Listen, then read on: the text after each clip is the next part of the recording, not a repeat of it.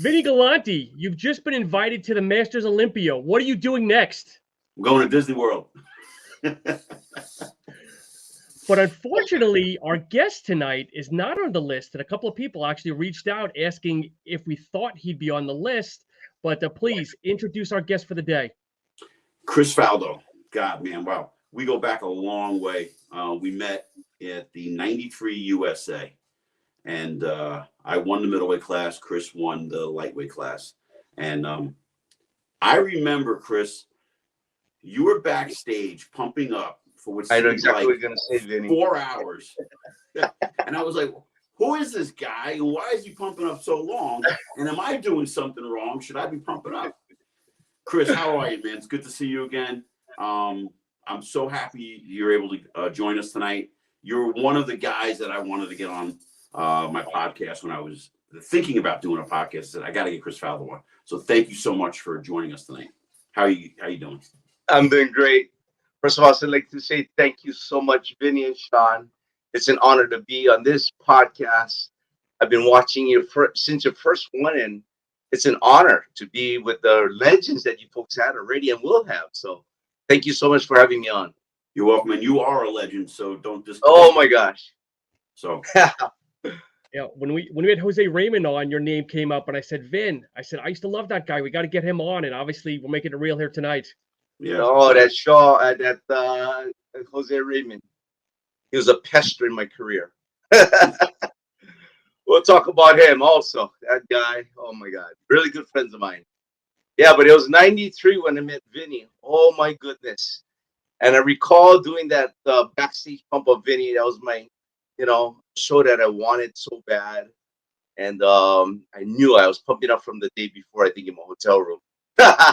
Yeah, because I remember you being backstage, and I my friend Chris Barron, I think he was with me, or he was there, but I don't know if it was him.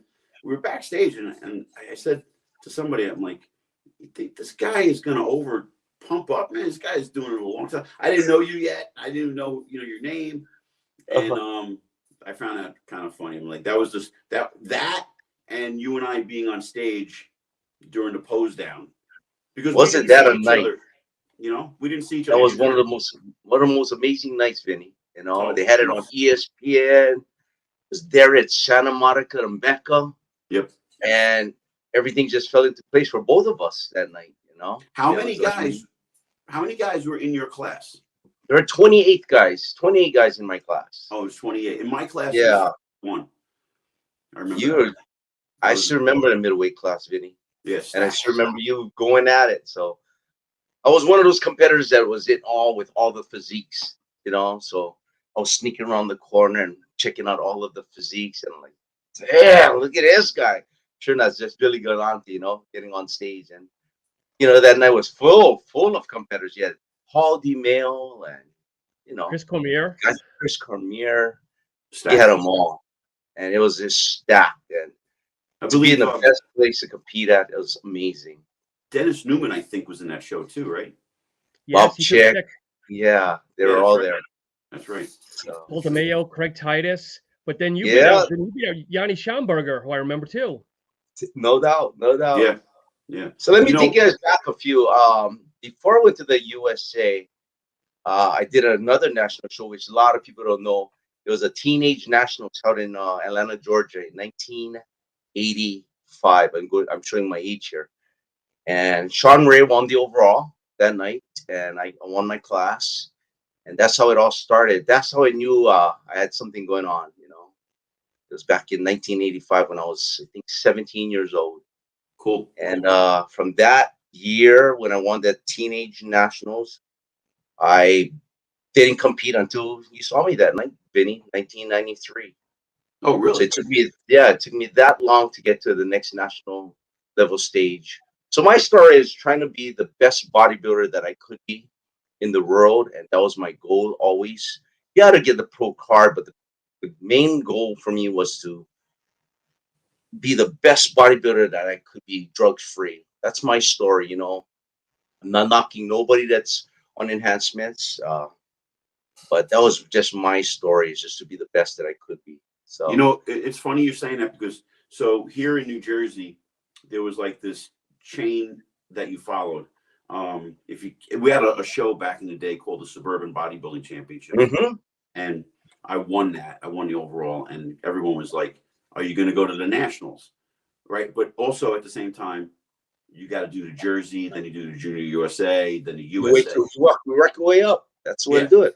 Yes. But here, the team universe was never talked about. Ironically, it was held here, but back in the 90s, it was you win the nationals or you just go home. And you took another route, and which was years later, I didn't even realize. Like, I came across something that an article or something, and I saw like how you guys were overseas a couple of years in a row, and I really got like, wow, I didn't even know that existed. Really? Yeah, dead serious. Didn't even know that path could be taken, and I went another path. We both had success, but tell us step by step what happened after the USA. So right after the USA, I was getting ready for the nationals, and that was the way to get to the world championships, the nationals. And they selected anyone who wanted to try out to get on the USA team at the nationals. But they decided in 1994 that they're going to create a contest called the Team Team Universe to formulate a USA team to go to the World Championships, called the Mr. Universe. So I decided, all right, this is it. I'm going to train for this show in 94. It's in Chicago, Illinois. And I'm going to try and get in on this team. Lo and behold, that this Team Universe is the most amazing show so far after the USA. The USA was huge, Vinny, don't get me wrong. But the Team Universe, everybody wants to get there to win the Mr. Universe. You're the top in the world, the best in the world. So when I got there to Chicago, it was even bigger than the USA. So I had to win my class, which I did in 94. Got on the team, and I won my class. And then I got on the team, and we're headed over to Shanghai, China. Wow. And that's where I took a bronze medal in 94 at the World Championships. So I got a bronze medal. I came in third. And when you go to the World Championships, Vinny, it's the best in the world from all different countries. You're talking Ukraine, Egypt, Japan, Korea, all over coming in to compete and be the best in the world. And so I did pretty well my first time out. And that year I got to see the Ron Coleman win his class and be the best in the world in the light heavyweights. There was Yanni Schomburg on that team, myself, and Ronnie Coleman. Now, was that Ronnie Coleman, Mr. Olympia, or Ron Coleman? Ron Coleman. Ron Coleman, Alcatraz. That guy has a phenomenal physique. Yeah. Phenomenal. Yeah. I saw him. So that's the route I took. And then when you can't win the World Championships, you have to re-qualify, get back on the team again to go to the following year. So I did that 3 consecutive years in a row. I did it in 94, 95, and 96. Won my class each year, got to the World Championships all 3 years, and still couldn't put it together. I took a silver medal the following year in Guam. So I won the Team Universe again in 94. And not only that, is when you get into the Team Universe, you got guys like Derek Farnsworth. You got Jose Raymond there in my class. You got even guys that you would say, what? The late Mr. Olympia himself, Sean Roden was there. All these Kai Greens there. They're competing on this team. So that's the toughest part, is to get on the team. It was so prestigious for me to just make the USA team. And it was hard to do. Very hard. So once I got on the team again, you're taking on the gamble and going overseas the same year and competing against the world. So that's a road I took, Vinny. I went to the World Championships. So I did in 94, 5, and 6. I wanted to get in 2003. And then again in 2007.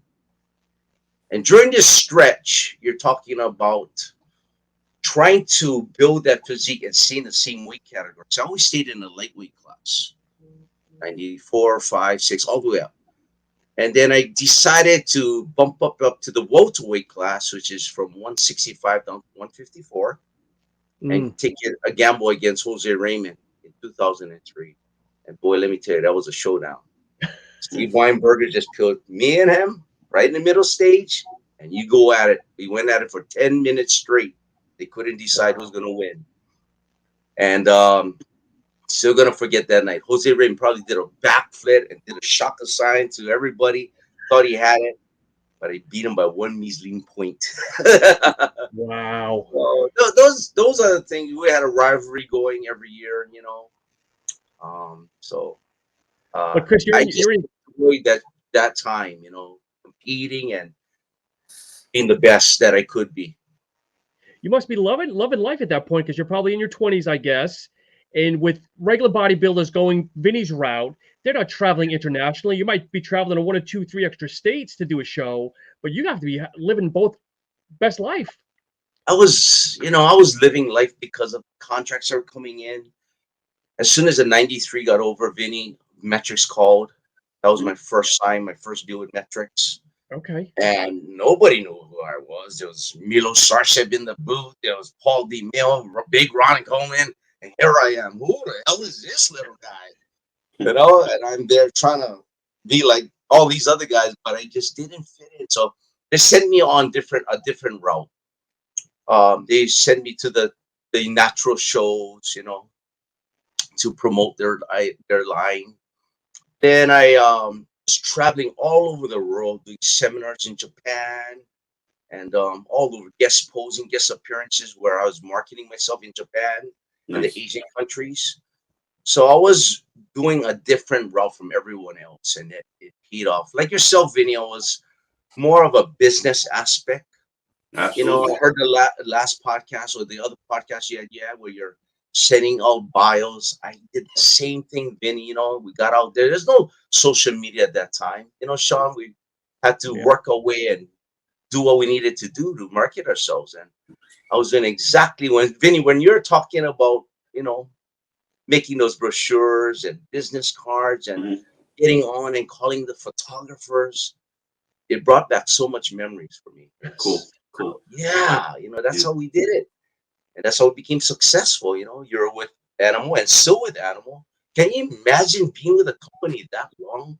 That's amazing. Nobody knows these things. Unheard of. This afternoon, I was in the gym training alongside Akeem Williams. Oh, he was talking out loud, and he was saying him and somebody else in the history of bodybuilding, they were the only 2 guys that ever made a living from being amateurs. And I raised my hand. I'm like, "Oh, you don't even know what happened in the 90s. Come on." Yes. And guys like us that have paved the way for people, and they don't even realize it. Well, you have to be a hard worker too, Vinny, like yourself. You know, you're there at the expos. I still remember seeing you there. You know, so it's like it's an endless time, photography and getting photo shoots lined up, whether it's with Ironman in LA, you have to pay your own dime to get there. But those are the things that paid off for both of us, you know. You have to put out the time and effort to make sure that we're, you know, not only winning the contest, because what company wants a 2nd or 3rd place champion? You know, they want the winner. So you're not only accompanying the work in the gym, but you're also thinking business oriented, right? So later down the line, like now, you're kind of reaping the rewards, which I am right now. You know, I'm very happy, settled here in Hawaii for 57 years. Yes, I'm 57. You're 57. Yes, I own a gym which is called Flex Fitness after my son's name. His name is Flex, and it's a huge operation that we have here in Hawaii. Good for you. Yeah, I'm sponsored by a really good company called Real Leader. They're a equipment company based in China. And 3 years ago, I had an opportunity to work with them. And I opened up this gym that's thriving at the moment. And my wife and I do our personal trainings in here. And we have other trainers that are here with us. Nice. And it's going pretty well for us here in Hawaii. You know, what you're saying, it resonates so much as we're going back and forth talking, I think guys like us understood the mission. We understood what do we need to do to get to the next level with photo shoots, magazine covers, and all that, and guest posings and all that stuff. And we knew that the phone wasn't going to ring. We had to go after it. And it's like so many guys don't get they don't understand that, and they put all that hard work just in the gym. And then you see it too. It transcends into even getting on stage. They train for 12, 16 weeks, but don't put a good posing routine together. When I see guys who have a poor posing routine, and they look amazing, I go, they're not going to go very far in the sport. No, they're not presenting their best package. That's why, they may think they are, with a great physique, but, Vinny, it's more than that. Sean, this Vinny guy right here, he's going to light up that stage in Romania. I bet you my booty that he's going to light up that stage. Well, he's putting effort not only in the gym, but probably in his kitchen or his bathroom, posing every minute. And that's what we did, That's all. When I jump on this podcast, I mean, you're talking to all these old timers that, putting in those effort, like the X-Man and Jose Raymond, and they put in work. They put in work. You put in the work too, man. Like when I remember seeing you at the USA, and then success came in. Like everything, like all your posing. I always say, I need striations in my chest like Chris Faildo. When you do a most muscular, I'm like, holy shit, how did I get in condition like this? And your abs and your quads and everything. You never came off like a lightweight. You came off like a big middleweight. And I think you had this illusion to your physique that you just appeared a lot bigger. To tell you guys a shoot, Sean, Vinny, I'm 100 and at the moment 180 pounds. What you're saying of creating that illusion, I knew I wasn't going to be a big guy. I never got over 190, not even over 185 pounds, I think. So what I had to do was, like yourself, Vinny, you're not a big guy, but when you step on stage, we create this illusion of being bigger than we really are. You have to catch each pose, even in your quarter turns, even in the mandatories, even in the transitions. You have to make sure that you're bigger than what you really are, just to pull it off. I'm saying pull it off because, Vinny, that's what we did. We pulled it off by how hard we worked with the posing. We had a great physique, so don't get us wrong, but anybody could have beaten us, but they didn't because we put in a little more detail that the other ones didn't. And that's what I'm thinking. If I didn't practice my posing, or I didn't do this with my physique, or spend a little bit more time etching my quads on the step mill when everybody else is on the treadmill or elliptical, then I might have a chance of winning. And that's the way I thought throughout the whole career. I just need to do a little more.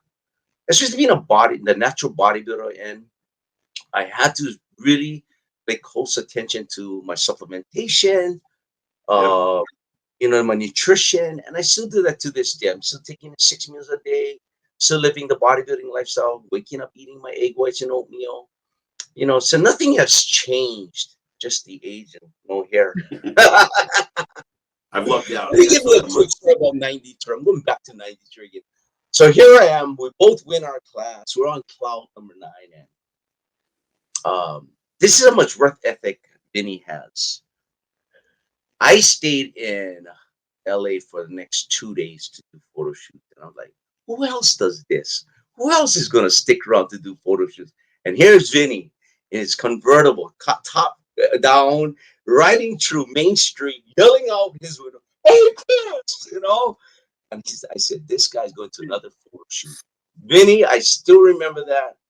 It was either red or bright red Mustang that you rented, and you're all over town that weekend. I'm like, yeah, this guy's going for it. It was a cool time, man. It's from all of those brochures I sent out.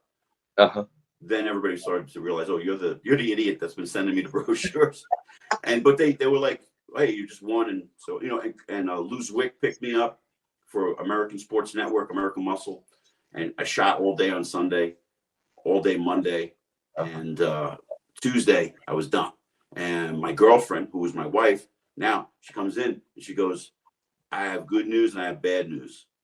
I go, well, what are you talking about? She's like, you got another photo shoot on Thursday, so you got to stay on the diet. That's the bad news. And so, yeah, I was out there until Thursday. Like, I know you were. I know you were. You're putting in the work, you know, and that's what I like about that time. You know, it's just amazing times. So yeah. Well, so fast forwarding all to 2003, then 2000.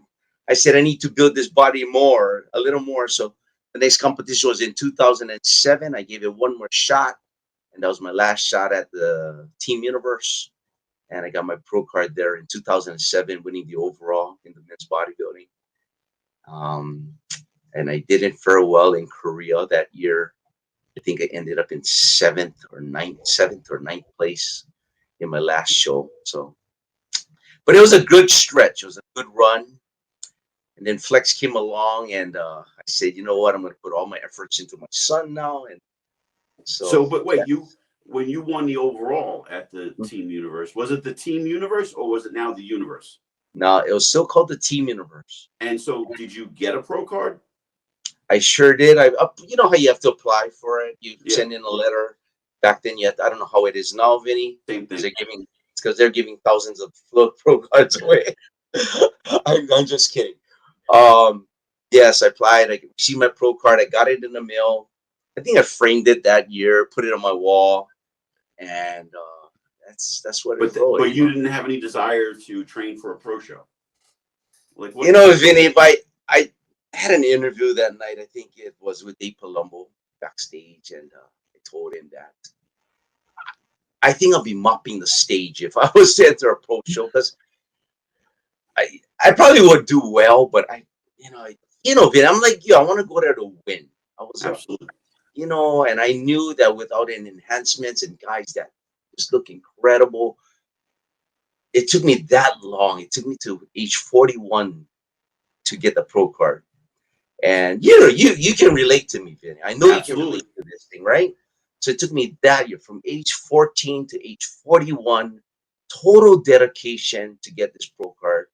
And I said that's the way I wanted to go out. So that's how I went out. I'm totally happy with how it worked. I'm not ecstatic to this day. I'm still hurt by the fact that I didn't get a gold medal at the Road Championships, but to come in second in the road, I guess that's not too bad, but it still hurts. Let me tell you, don't get me wrong, Vinny and Sean, I miss competing. I miss being on stage. I miss every part of it. But the shell the ship is sailed, as they said, and I'm totally content with how things are going with me here with the bodybuilding. I tell all my clients, my friends, the family that the success that I'm having now is only because of bodybuilding. It led me to amazing things. I traveled the road, even down to places like Argentina, where I competed in the Pan American Games. A lot of people don't know that. I won a gold medal in the Pan American Games also with, I think it was Yanni Schomburger that went with me.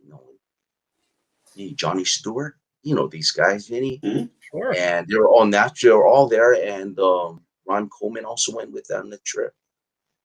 Been down to Finland to compete in road games with the one also. So there's this different times for everything, and I enjoyed every year of my, if you want to call it, career. And it still amazes me how far I've taken this bodybuilding career, and I'm enjoying it. That's why I keep up with it. I miss it. I love it. I bleed it. I eat it. I drink it every single day. And, just being on this podcast today is so exciting. Just to relive this memory. Because I don't talk to anybody about these things, Yeah. And even my son at this age, he'll pull up some pictures and go, Dad, where is this from? What is this? And like today, somebody posted on social media an ad of me, a metrics ad, Mm-hmm. Oh, and whoa, where did this guy get this from? So I'm living it. I'm living it every day like you, Vinny, just that I'm not on stage, So when I heard that you got picked, I'm like, Jesus. Louise, this guy's going to the big dance in 17 weeks. Can you imagine what frame of mind Vinny is in right now? He's ecstatic, he's scared, yet he's got to train for the show. Exactly, all three. Scared too, scary, because you saw those names that you're against, Vinny. Yep. Big boy, you're up against some good guys. Oh, they're up against some good guys too. So, well, but like I said, you're gonna bring it. I know you're gonna bring it, Jimmy. I'm gonna do the best I can. I'm excited for you. Thank you. You know, I didn't realize you and I were so identical, so close identical of how our careers went. I mean, I turned pro a year after you did. Yeah, I know you did. Yeah, so that's pretty cool. I didn't know that. I just thought that I really thought you were. You know, it's funny because people said to me when I was working for Universal Nutrition, I was at the cage in the Arnold, and people were like, you know, when's your next pro show? I'm like, I'm not a pro. I'm like, what do you mean you're not a pro? And people just thought I was a pro because I was in a lot of magazines, and I always thought you were a pro. That's so funny. Yeah, I did so many shows. It's like, you know, you win nowadays. You win your class, you're a pro, right? Back then, how many classes did we win, Vinny? Right. You know, same like what Jose Raymond said. You went 2, 3. I think I won it 6 or 7 times, but there's no pro card at the end of that string when you're winning a class. You have to win that overall. So, you know, back then, now I'm not knocking it how it is now because it's a business. I understand that, but back in the day, if you're not winning you're not winning that overall, you're not getting nothing. So let me ask you a question about. So you're 57, and have you experienced like in the last anywhere between the last 7, 8, 9 years that you had to like change your style of training because of getting older? Not mine, because I've had to do it. I've had to change things completely. Yeah, we have to evolve and change, but I'm very stubborn. Yes, I've changed a lot, Vinny. You know, I first of all I have to decrease some of the protein content because I don't need that anymore. I'm not going to compete, but I still think I am. So I train like an animal 4 or 5 days a week, Vinny. The intensity level is immaculate. I'm very fortunate, knock on wood, that I don't have any major injuries. So just take, for example, I could still pull 315 off the ground, deadlifts for 15 reps. I squatted 225, 275 for 30s. It's very fortunate. I can still pound. The only problem I have is this probably a rotator cuff that the overhead presses are tough to do sometimes. But be careful. I train with my client. I have an extensive clientele list that I train with and motivate also. So I have to keep this machine running. I have to keep it going. So it's the personal training side is very huge for me. Do you train multiple times a day or just once? It may sound crazy, but sometimes multiple with clients, and I do my sessions with them sometimes, especially the competitors that are competing, because we still want to show them, right, Vinny? It's nature, right? We still want to show them that we still got it in the tank, even at our age. We're gonna go. So that's the reason why I keep myself in tip-top shape. I ice plunge every day. Bought myself a cool ice plunge. Rest and recuperation. I'm doing daily. Also teaching my son those things so he can be even a better swimmer than he is already, and just teach some of the things of how to be structured. So taking essentials during the workout and supplementation is still on point. Meals are on point. Sleeping patterns are still on point. I'm still living the lifestyle, Vinny and Sean, of this whole bodybuilding thing because it has gotten me here. Where man, I'm not going to change it. I'm going to probably die in the gym doing this thing. People say you're not going to compete. Why are you still carrying a freaking cooler, Chris? I'm like, well, I don't feel good eating crap. I just feel good being in this. My wife calls it a box. I live in a box, guys, and I love my box. I love this box. So, Chris, when you retired 15 years ago, 2007, was it tough to walk away, or was it kind of a quick switch to flip? Not at all. No, it's it's to this day, it's still tough, you know. After 2007, I did about two, maybe three, a little more guest appearances. I went out there to the Staples Center, I guess, posed for Lonnie Thiepert, his Ironman naturally. Oh wow. I did another guest appearance overseas. I did one here in Hawaii, and it was very fortunate. I think in 2014 or 15, I was guest posing here with Flex Lewis and Victor Martinez. Okay. And I got myself, I said, I'm going to get myself in the best shape I could.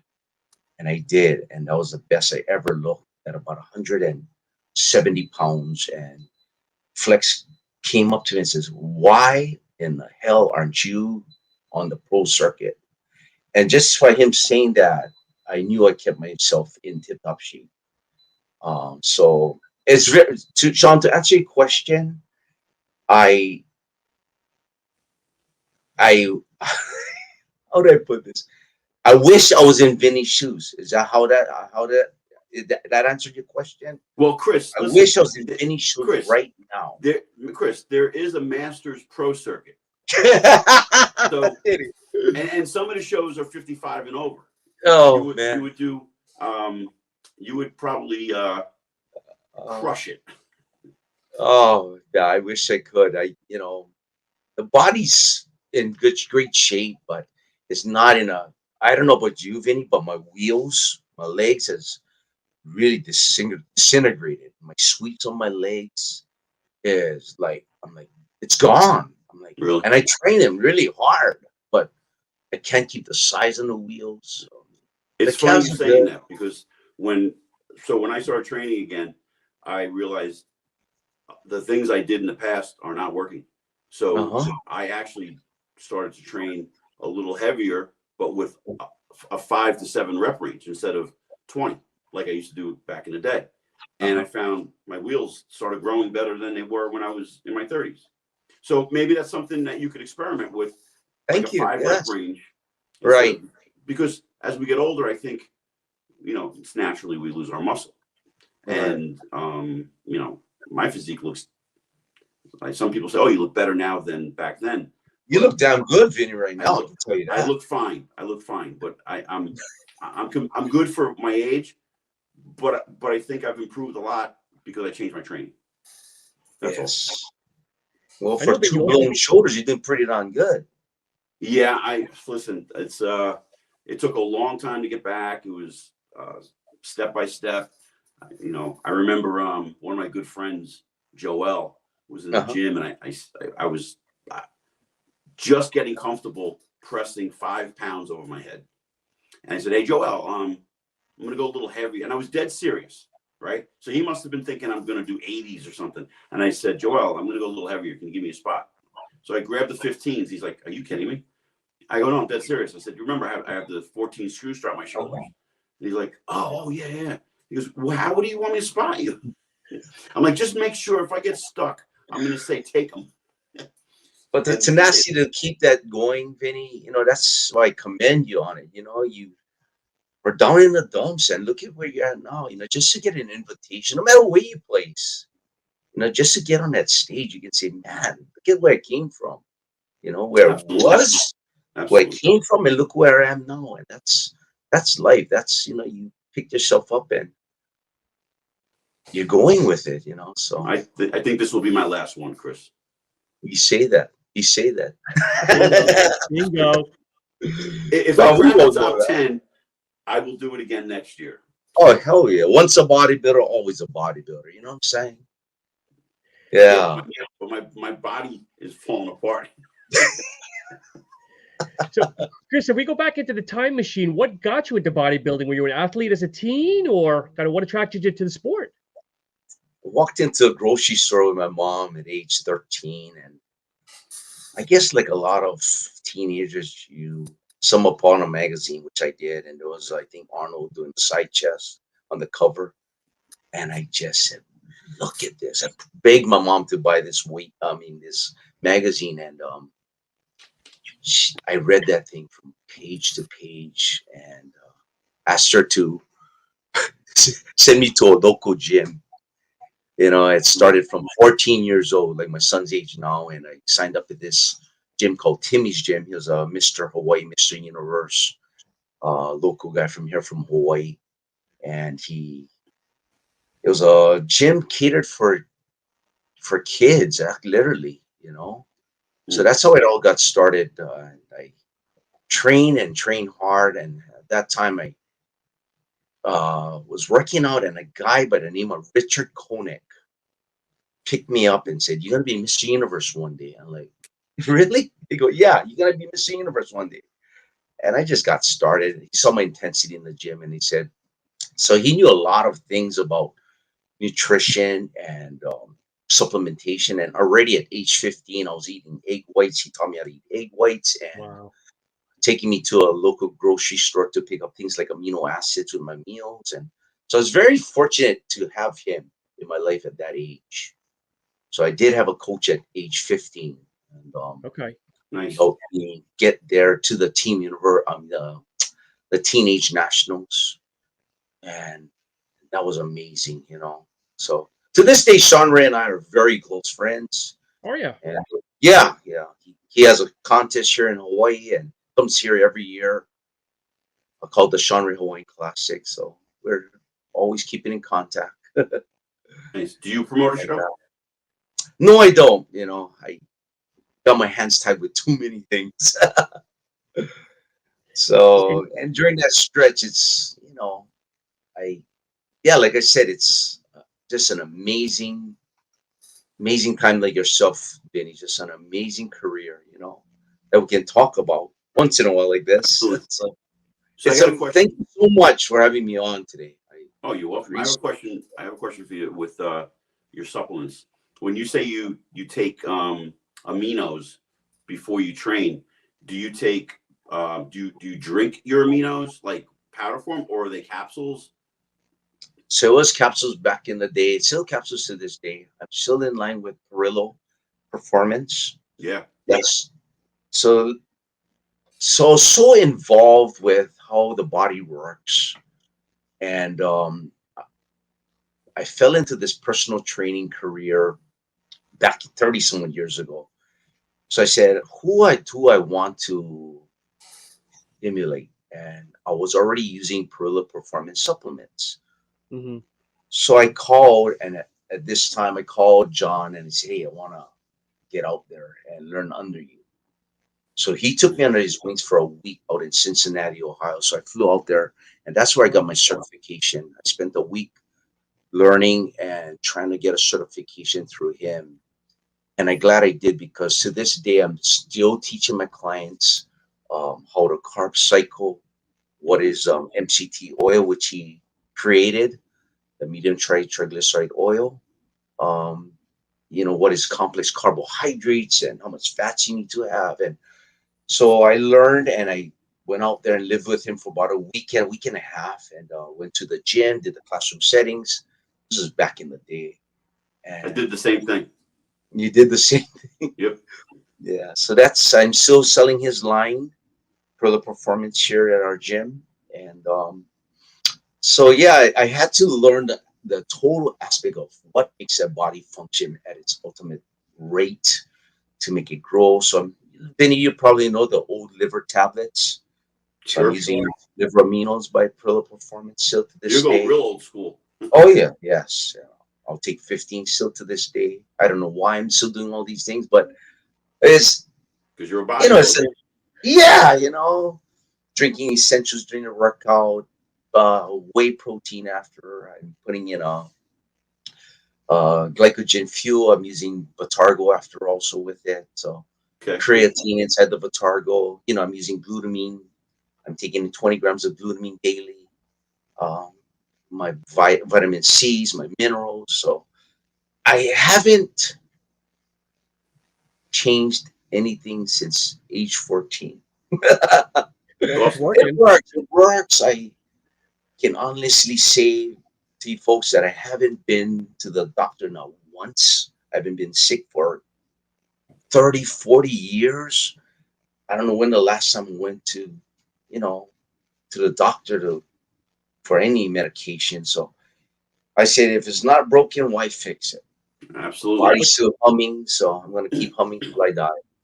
But do you go for lab work and stuff? Routine yearly lab work? Yearly lab work, but everything's perfect, so why tamper with anything, Sure. Yeah, So, sure. yeah. And Yeah. it's all basics, probably basic for me, but basic, a lot of hydration, getting rest and recuperation, time down when I need it, backing off on the weights if I feel like it's not working out. Just playing it smart all the years, not just now, but even when I was in my 20s, 30s. It went out there to say take a trip out to Los Angeles and learn on the Charles Glass. These are the things that I think made me very successful. Is always keeping an open mind, Sure. um, how this is going to work, and I'm glad I did. I'm glad I put in that effort. So Chris, Vinny and I talk about this, that there's a lot of people overthinking it, because I'm doing a show in October and I overthought it. So Vinny took me under his wing and he kind of took me to school a little bit. But do you feel that today's athletes are just overthinking the carb loading and this and that and counting calories and I know Vinny's kind of chomping a little bit here. No, Yeah, it's a learning experience. You have to learn. you definitely want to learn all of it, but if Arnold folks and Lee Haney folks built that body just through basic things, why change the wheel, right? Can't reinvent it. Yeah, you can't reinvent those things. You just want to stick with the basic things and make sure that you're putting in the work. A lot of people trying to think of other things because they're not putting in the work, meaning, Oh, sure. just getting in the gym and putting in that work. And I see that often here at our gym also, that the Sure. younger ones coming in and they're setting up the tripod and posing, but you need to put in the work first. Where's the cooler? Are you setting up your supplements the night before? Are you totally, I mean, anal as something as, did you wear your squat suit? Or I still wear atomics when I'm training to this day. Are you wearing the right type of shoes when you're training? Just the basic things. How many meals did you have before you train? Or what was the caloric intake of that meal? It's the basic things that will get you there. Not overthinking, but putting in hard. Did you wake up early enough to put in that meal so you can make sure that you're having a great chest workout? Absolutely. These are the things that the old school guys did. I'm not saying they're not doing it now, but a lot of them are just wants that instant success. And Well, the guys that are competing on the Olympia level, the top pros, they're doing it, right? no doubt, they're But not missing a beat. when you and I were kids into our 20s, we didn't have to have our arm twisted to do these things. We did them. And you have to twist guys' arms today.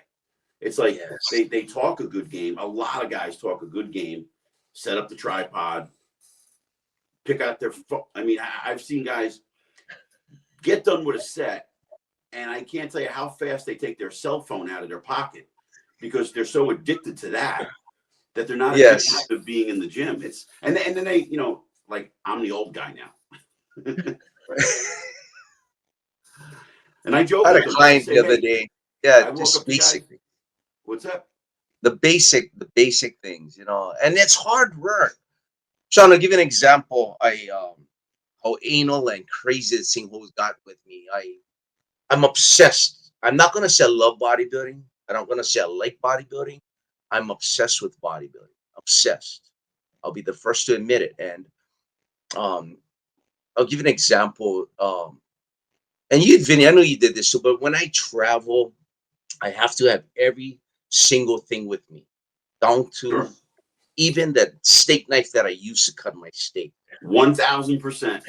Yeah. So when I traveled every year after 94 and 5 in Chicago, they held the Team Universe in New York, down in Lower Manhattan.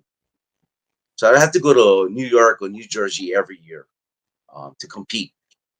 So I told my wife, Debbie, hey, I need my distilled water. She said, honey, the distilled water, we're going to go get over it. I said, no, I need the distilled water yeah. So I'm flying over distilled water to, yeah, that's how anal I am. You know, Wow. I, I brought everything in the kitchen sink to wherever I competed.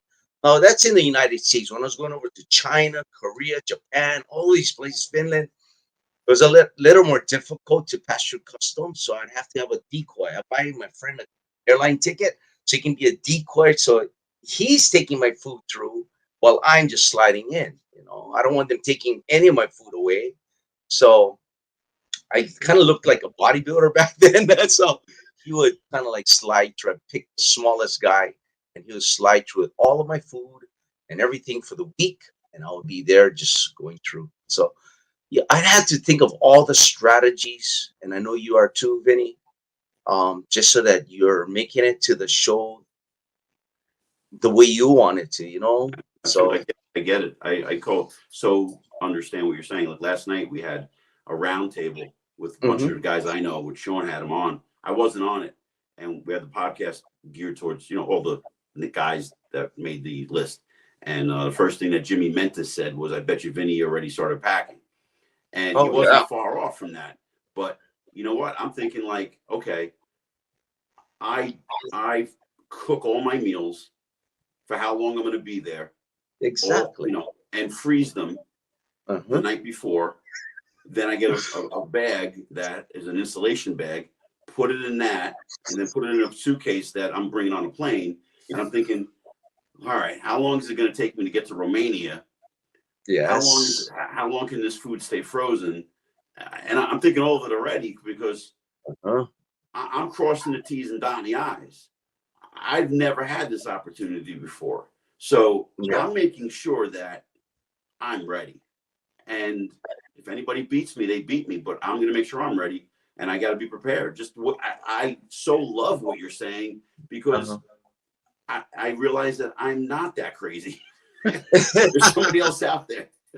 Yeah, that's why you're so successful, and successful ones will always think about that little extra. You probably, you don't have to weigh in, but I bet when you're trying to make the middleweight class, you had your scale in your luggage, Vinny. I know you did. You had your scale carrying with you wherever you went. Well, you know what, though, Chris, for let me tell you weigh-ins. this. So when you and I met in 93, I never had to make a weight class. I was always like 100. I was 169 pounds when I won the middleweight class. Right, and everybody else was tipping the scale at 176. The next year at the 94 Nationals, I don't know what happened. I had a growth spurt. I never got on the scale at all until I got to the Nationals, and I was 181 pounds. 3 days, 3 days out, and I had to make that weight class, and it backfired. So I had to learn my weight class as I went because I never had to make a weight. So I didn't get that neurotic. I should have probably. Oh, it brings back memories. I love this. Yeah. So who was, besides Jose Raymond, you mentioned him, who would you say when you knew you were going into the Team Universe and you saw that name on the list or you knew somebody was going in, who was the guy that you said to yourself, I will not allow this guy to beat me. Not that you were scared of him, not that you were, I would say, yeah, you're nervous, but who's the guy that would be like lit a fire under Chris's ass? I always used myself as a self-motivator. I always wanted to beat myself, Nice. But there are so many amazing bodybuilders, and I'm not looking at just my class, but you want to make sure that you look good against everyone, right? So guys like yourself, there are so many guys that are unheard of to this day, even like Sean Ray's training partner was there at the USA. And, Who's that? Scotty Givens was his name. Oh, yeah. I looked at him at weigh-ins. I'm like, oh my gosh. Tank, right? And I'm like, do I have to go up against that? And Sean said, that's my boy. You're going to have to go up against that. I'm like, okay. That's cool. Fortunately for me, I was always in condition. So that got me there, I could hold my own with conditioning. but I wasn't always the biggest guy. So you always look, Vinny, you did it. So you backstage, you're looking at everybody and like, oh, everybody looks good. And why do I look so small? I feel so small. Right? So Yeah. that's where the illusion came in. But there's guys like Coach Adeka. You know who that is, Oh, cool. Yeah. right? He was in my class. There's Steve Holland. There's so many good guys at the team. There's Skip LaCour there, right? Oh yeah, Oh, wow. There's a he's a name. Yeah. beast. Even the person that's going to be at the Olympia is competing. Was at the blind. Oh, Greg we talked about Randall. earlier. What's his Greg. name? Randall. Greg Randall. Yeah. He was at the Yep. Team Universe, you know. So yeah. Yeah, we're going to get him on here in a few weeks. We're going to talk to him, get some dates set for him. Sean and I talked about it today, and I was like, "Yeah, I know Greg personally. Yeah, it's a great guy. He's amazing. That's He's an amazing. inspiration right there. Marvin Ward. Oh my God, yeah, Marvin. Marvin Ward. All of Marvin these. would show up after not competing for 4 years and not even training, train for 12 weeks and beat people. Marvin was amazing. Yeah, it's amazing. But just being around that whole era was crazy. Yeah. Chris, how tall are you back in the day? Because obviously we all shrink a little bit, but at your height, how tall were you? I'm probably 5'3" now, but I was 5'4", 5'4", and always competed at 154 pounds, and then I moved up to the 165. So are you amazed when you see people like Sean Clarita at 5'2" at 185? Can you believe that? Yeah. Can you believe Sean Clarita? Yeah, that guy's a tank. So, Yeah. So, with your personal training in your gym, do you train a lot of athletes, or like what's the kind of clientele you have? So I'm a variety of clientele. So you got your doctors, your attorneys. Yeah, they're great and dandy. But since for the last, I don't know, 6 years, I've been catering it more to the clientele of like my son's age. So more youth athletes. I got a array of athletes, but I'm kind of catering now to the younger athletes. So I've got classes here at the gym. I have other trainers that help me out with these classes. How big is your gym? It's very small. So I opened this up just 3 years ago. It was 3,000 square feet inside, and I opened it up right during the pandemic. My wife and I took a gamble, and I said, you know what, let's invest into a gym, and it's going to happen. So when all gyms are closed, they said only outside gyms were open. So we signed a lease for an outside portion of this facility, of right outside of the gym. I set up huge, beautiful tents, white tents, and it's still up to this day. There's another, I don't know, 2,000 there. I just rented another room for it. I saw it's got about 6,000 square feet now. Okay. And it's a full-on membership gym. I've got probably over 1,000 members. And Nice. yeah, and it's growing. In 3 years' time, it's going really, really well. We're looking for another space or some more locations to put up another Flex Fitness. So either that or expand. But living here in Hawaii is, Sean Vin, is crazy. The rent is astronomical high, you know, to have a place like this. So what island, Chris? I'm on Oahu, the major island with Waikiki Beach and Diamond Head. Okay. But just to own a home here, if you don't have $1 million in your pocket, it's $1 million plus for a home here. Wow. To live. And the expense here in Hawaii is super high. So just to make it here in Hawaii, you have to be rolling. So, Chris, as we wind down, there's a couple of people that are asking questions. On my screen, I have questions. Listeners are asking questions. One gentleman's asking, who does Chris think are the top symmetrical bodybuilders of all time? Other than Vinny? Present company excluded. So my tops, I gotta go with Sean Ray. You're talking to old timers here now, guys. Any generation. I got probably 5 of them. Sean Ray Lee Labrada, Francisco Benefato. Those are like, wow. you know, on top of my list. Mohammed Makui. Those are in what I vision a bodybuilder to look like. Bob Harris. There's so many that I looked up to all of them. You know, even guys like now you got Nick Walker that looks incredible. You got, you know, all of them that looks insane. Yeah. But Yeah. I kind of tend to, you know, the smaller guys. more balanced. Yeah. The ones that can pose really well. Okay. So those are the type of guys that I like. And someone else is saying, I remember Chris telling a story when he won a show. You were so excited, you shook your trophy apart. 1993, Mr. USA. Vinny was there. I had to Wait. put up his class. Hold that thought for a second, Chris. No. Oh no.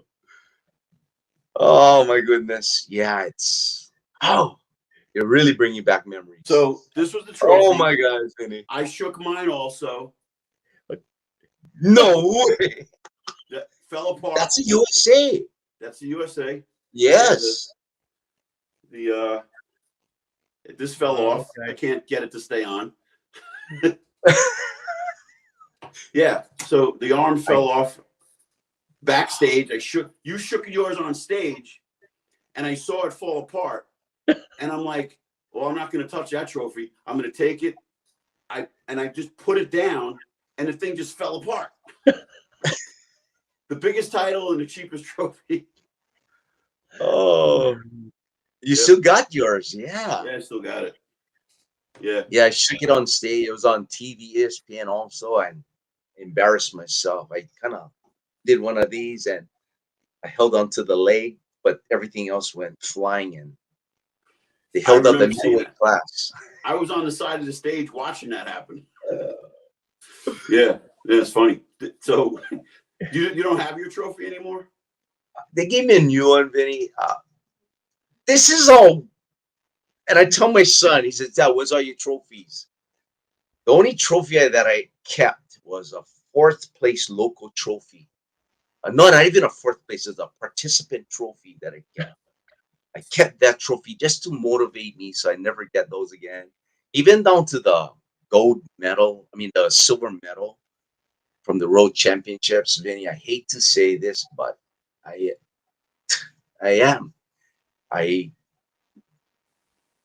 threw it away. I was not then, but when I got home, I was so upset. My 3rd place bronze medal, I don't have it. I got rid of it, and Oh wow. it's because I knew that in my head that I was going to get a gold, and that's all I wanted. I was again obsessed.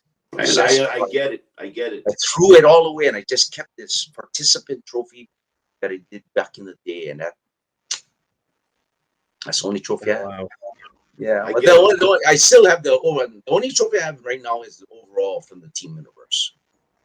That's the only one. One. Yeah, I kept one. I kept all of them. You did? Oh, I got too many man. back here. I can't get rid of them. I see all those covers back there too. How many covers you got, Vin? I think I was With on that handsome 12. face of yours, probably 1,000. Nah, not living in Jersey. I couldn't get that much work. I had to go to California, so I was fortunate. Like I have a lot. I think 12 covers I was on, but I was in only one U.S. cover. The rest were all overseas. What was the U.S. cover for? Muscle Mag? No, what the hell? The Iron Man? No, Bill Phillips magazine. Muscle Media 2000. That's what I had you sign, Vin. Yeah. That's right. And then Was it the old you and Danny Hester with doing some kind of thing? Yes, exactly. The Exactly. sunglasses on. Yep, a black and white one. Oh, that was so cool. cool. Funny story. Uh-huh. Those sunglasses were Chris Cormier's and Rico McClinton's sunglasses. We just took them and put them on. did the shot. That was such a cool picture. Such a cool picture. So I trained with Vinny 2 weeks ago, and I actually had it pulled out of my bag, and Vin was in shock for a minute. Of course, the fan, I had to make him sign it. Yeah. I was like feeling weird signing a magazine again. But listen, man, I'm so glad you're here and doing well, and your gym is doing well, and you have a great family, it sounds like. And thank you so much for coming on. So listen, where can you have fans out there? So where can they reach you for personal training, for whatever coaching? Where can they reach you? If they jump on just the Instagram, it's either just my name, Chris Faildo, or they can jump on Flex Fitness Hawaii. It's Faildo, right?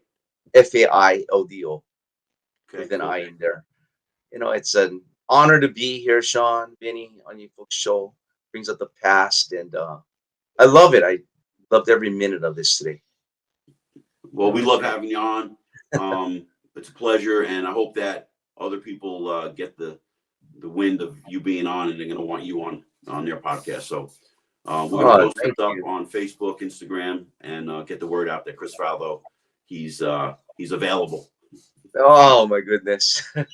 For any inspiring bodybuilders out there, it's just you may think it's a hard road, but just stick with it. Vinny, just like yourself and I, stuck with it. And it's not always the gravy. You got to put in the work to reap the rewards at the end. And that's a testament to you, Vinny. You stuck with it all these years. And man, I call it the big dance. You go into the big dance, you know what I'm saying? Not too many people can say they stepped on that stage. So I want to wish you, thank you, best of luck. I know you're going to do really well. Keep putting in that work, Vinny, like you always have been. And Sean, it's been a pleasure, man. It's been a pleasure being on. It's all mine. Because when Vinny told me that you were coming on, he said that Chris is probably one of the nicest guys out there you will ever meet. And I can tell just text interactions. I could tell you're truly humble and just one of the nice guys out there. You're a gentleman. It's a pleasure. The sport has given me so much. You always want to give back, Absolutely. So I have so many people to thank, and just wanted to thank you for having me again on this show. You're welcome. Thank you. And for next week's folks, we have your good friend Bill Scarnati on next Wednesday. Bill's on next week, right? Yeah. Yes. And then for people that have asked, we've also rescheduled Adela Garcia for the end of the month, so she will be on. Yep. And we have something in the works. Should I tell them who contacted? Maybe I should not tell them that a very famous bodybuilder is looking to come on. But now you kind of, excuse my French, blue ball in the audience, Vinny. Do you tell them, or now they're going to blow up your phone here? No, I'm not gonna say anything. I'm gonna wait. Maybe next week. Definitely on the level of Chris Faildo. Definitely the high level. You guys are getting all legends on this podcast. Well, this guy is a legend. Let me give you a hint. Let's see if anybody could guess. He was in an ad with Barry DeMay. He posed amazing. And that's all I'm giving you. Wow. We'll tell you offline, Chris. If you stand for a minute, we'll tell you offline. But as always, Chris, Vinny, it's always a pleasure catching up. Continued success, and have a great rest of the week, folks. All right. Thank you.